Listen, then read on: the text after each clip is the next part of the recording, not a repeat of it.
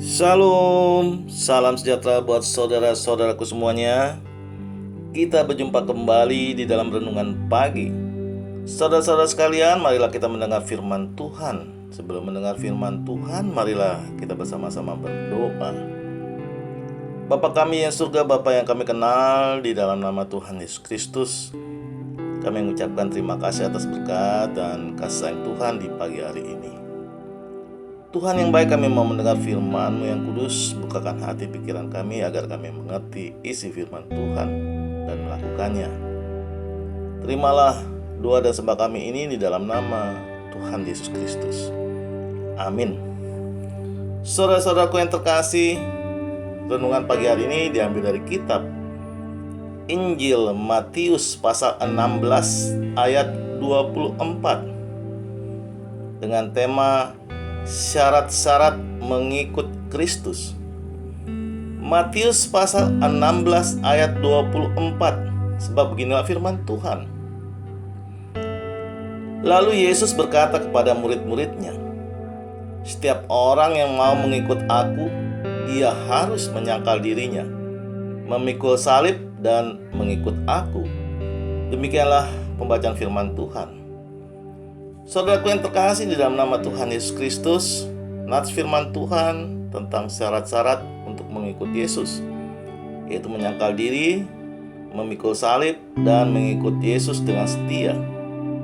Yesus berkata kepada murid-muridnya bahwa ia harus ke Yerusalem dan memberitahukan pemberitahuan pertama tentang penderitaannya, lalu dibunuh dan bangkit. Pada saat itu Rasul Petrus, murid Tuhan Yesus, tidak bisa menerima ucapan Yesus.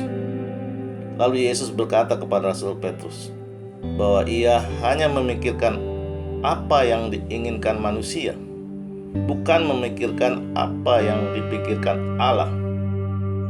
Saudaraku, marilah kita dengar perkataan Yesus mengenai mengikut Yesus dengan syarat-syaratnya kepada murid-muridnya dari ayat 21 sampai dengan ayat 28 di kitab Matius pasal 16 ini.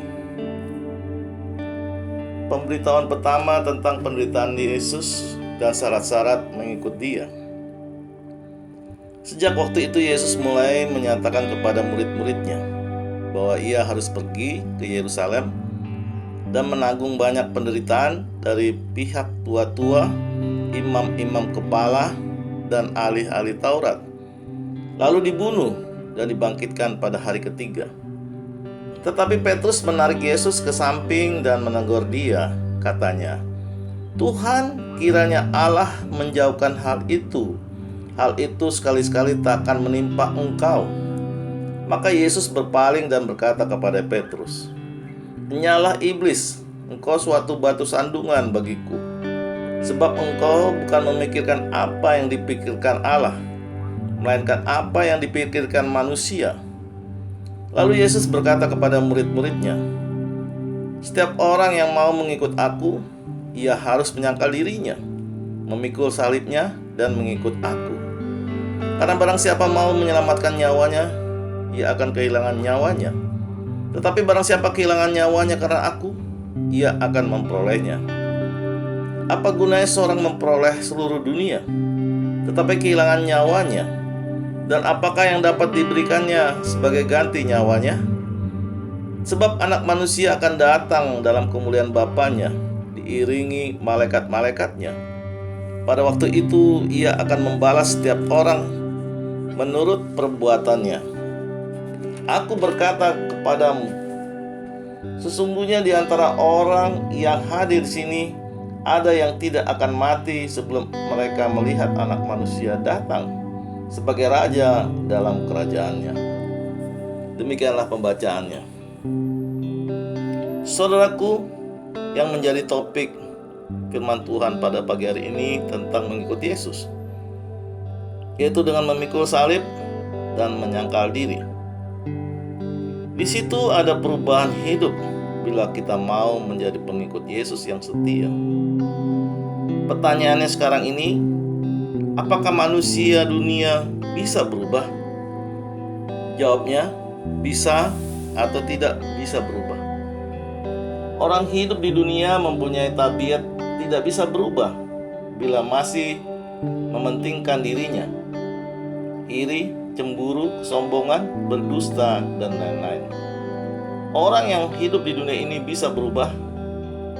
Contoh di Alkitab, Saulus menjadi Paulus. Sakeus bisa berubah. Mereka bisa berubah karena Yesus. Jawabnya, Yesus Kristus. Di dalam Ia ada perubahan dan kebahagiaan. Saudaraku, di pagi hari ini, marilah kita sebagai pengikut Yesus harus sanggup menyangkal diri dan memikul salib, walaupun di dalam kondisi yang buruk atau menderita. Amin. Tuhan Yesus memberkati. Kita tutup renungan pagi hari ini dengan berdoa. Terima kasih Tuhan atas berkat Tuhan di pagi hari ini. Firman Tuhan yang kami dengar, jadikan kami pengikut-Mu yang setia dan sanggup memikul salib Tuhan dan menyangkal diri, agar nama Tuhan diagungkan dan dimuliakan. Amin. Saudara-saudaraku yang terkasih, kita percaya renungan pagi hari ini menjadi sumber berkat dan sumber kasih untuk kita. Shalom.